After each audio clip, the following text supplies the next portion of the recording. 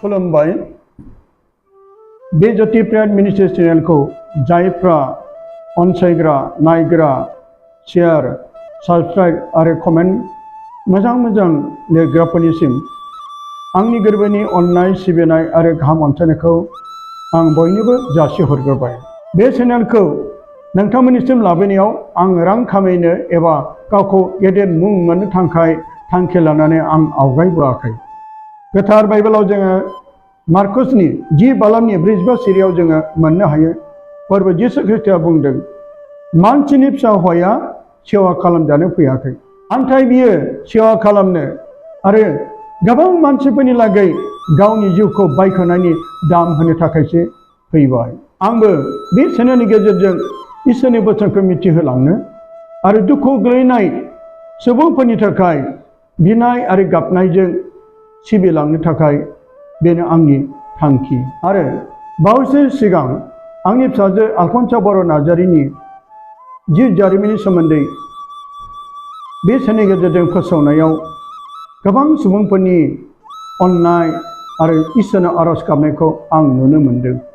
आलफनसानि मुङै गले गले बे भिडिअ एबा सावगारिखौ होनायनि गुबै थांखियानो जादों नोंथांमोननि गासै गोरबो मैखुननिफ्राय आफा इसोरनाव आरज गाबनायनि मिजिं थिनाय।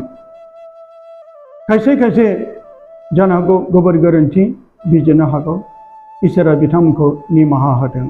दानिया फैदो चेन्नाइनि गोथार जायगा जेरै बैलांथिनि मोनसे जायगायाव 2015 मायथाइयाव जों आंनि बिहि आरो आंनि फिसाजो आलफनसाखौ लानानै जोङो बे गोथार जायगायाव पिलग्रिमनि थाखाय थांनाय जादोंमोन।